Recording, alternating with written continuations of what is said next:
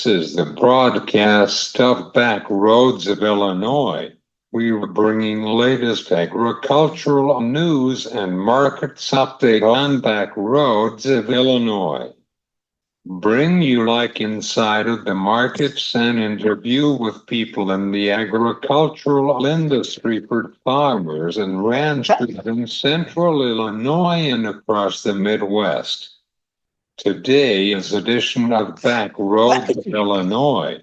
We were Central Illinois agriculture source, and in the Midwest alongside in Central Illinois agriculture, we were glad you're here on a Friday afternoon. We are talking about the agricultural machinery industry with cart blades from AM on today's program. This is your agricultural news and markets update. This farm bill is still turned down in Washington, D.C. between the Republicans and Democrats in Washington, D.C. for right now. We were seeing declining the corn demand for export to Mexico because of the weather and demand been shifting to be in Mexico. Meanwhile, Brazil has been potentially get category to be top export to Mexico and China.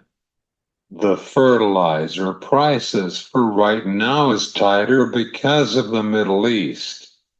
Iran attack on Israel on Tuesday. We were coming back with curt blades from EM. Stay tuned on Back Roads of Illinois.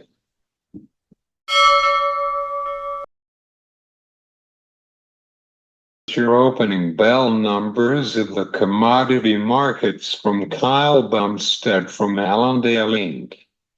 Corn futures are down at 5 to 10 cents. Soybean futures are down to 4 to 6 cents at the quarter. Wheat futures are down to 4 to 6 to 8 cents. This is your livestock markets update. Cattle futures are up to 8 to 10 cents at the quarter. Feeder cattle are up to 8 to 9 cents.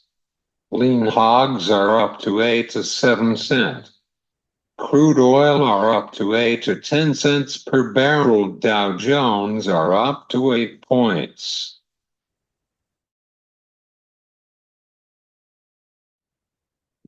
We were going to talk about the agricultural machinery for today's program on Back Roads of Illinois with cart blades from EM. Welcome to the show, Curt. Thank you for having me on today. Let's start with our conversation about your organization on today's program. Could you tell our listeners about your organization? Sure thing. I'm representing the Association of Equipment Manufacturers, or commonly known as AEM. We're a trade association representing heavy equipment in ag, construction, forestry, mining, and utilities. We really focus heavily in on ag and construction specifically. And by being a trade association, we do things such as lobby on behalf of the manufacturing industry, lobbying on behalf of the sectors in which we operate, ag and construction, as well as provide standards, regulatory, and safety support to make sure that everyone that operates our machinery is able to operate them safely and even go home at night to their loved ones.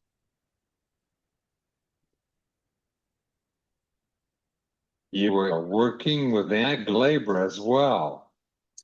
We spend some time with labor. Obviously, as we look at our membership and being involved in the agriculture sector, labor is certainly a critical component. Every one of our members is hiring, and they're always looking for good skilled workers to manufacture the machines, but also looking for good skilled workers to service the machines, so service techs at the dealer level as well as at the manufacturing level. And finally, looking for those good qualified workers to operate the machines. whether that's here in the Midwest where you and I are driving tractors, or in those specialty crop areas that might be even a little bit more manual in nature. We do have a labor shortage in the United States, specifically in the ag sector.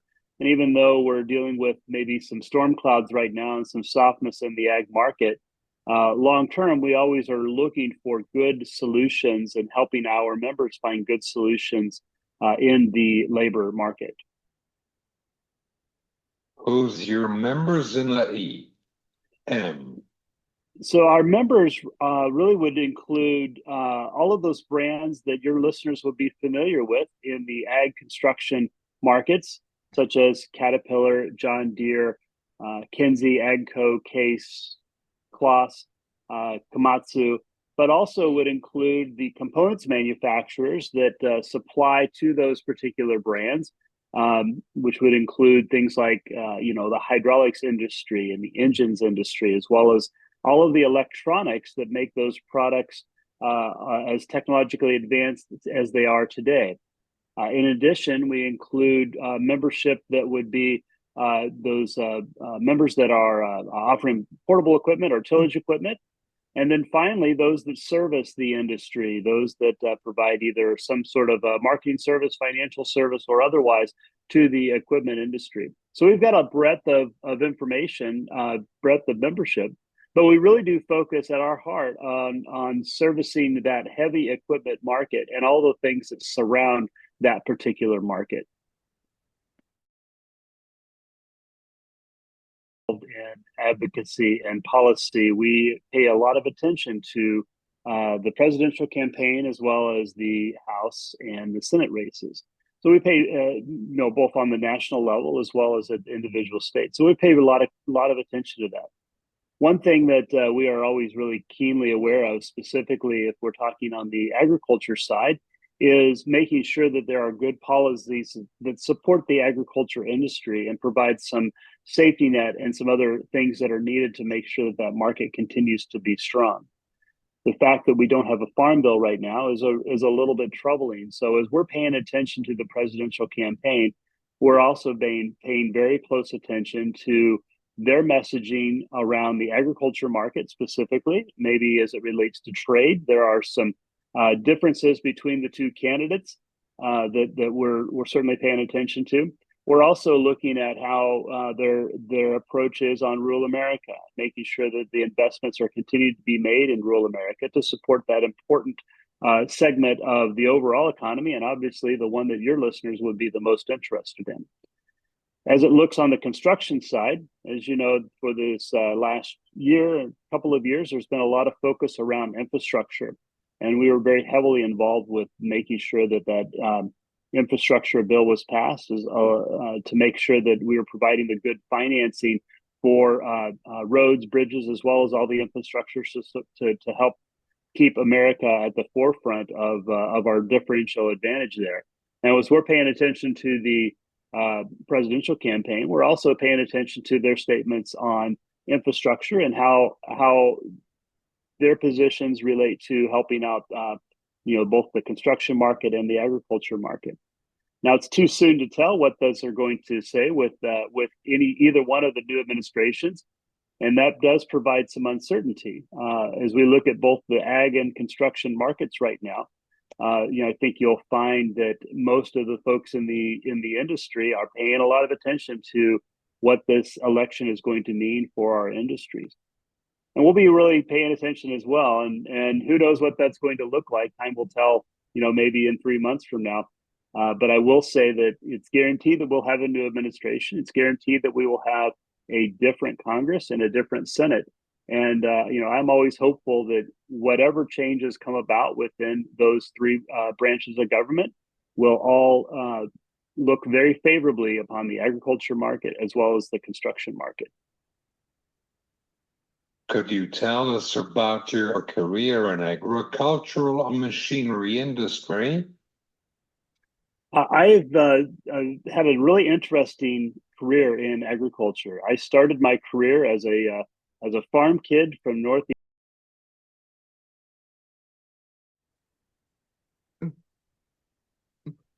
Okay, Kurt, do you have any final thoughts or recap of our conversation? Well, the one thing that I always like to encourage every listener to a podcast or a TV interview, or if they're reading a magazine, is knowing that we are in the middle of harvest season right now. And it's very important that all of your listeners pay very close attention to the machines that are on the road and that they're sharing the road and making sure that we are being safe. Because all of this, growing good crops and producing good roads only matters if we're around to enjoy them. So I just ask everyone to be safe so they can go home at night to their loved ones. Where people can find your organization? The best place for folks to learn about the Association of Equipment Manufacturers is to go to our website, aem.org. That's where you'll learn about our strategic priorities, some of the work that we've done on the regulatory and policy space, as well as some really great thought leadership papers that point to things that we're doing that are helping to influence both policy and public opinion around the industries that we represent.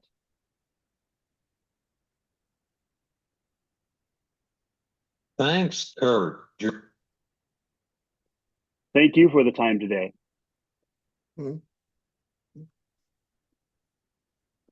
This is Kurt Blades from AEM on back roads of Illinois. This is close bell numbers of the commodity markets on back roads of Illinois.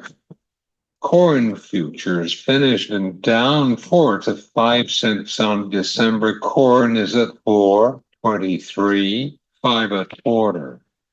March corn are down at 4.40 to 5 to 6 cents. May corn are down at 4.49 to 8 to 9 cents. Soybean futures finished in down 7 to 4 quarter on November. Beans are down at 10.37, 5 quarter. January beans are down. Beans was at 10.55 quarter. May was down at 10.71 to 5 to 10 cents.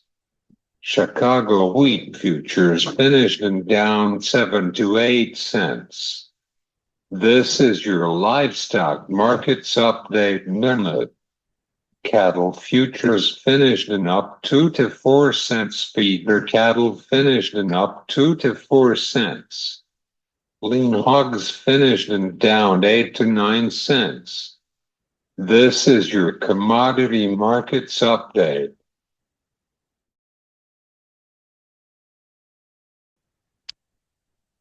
Thanks to Kurt Blades from AEM.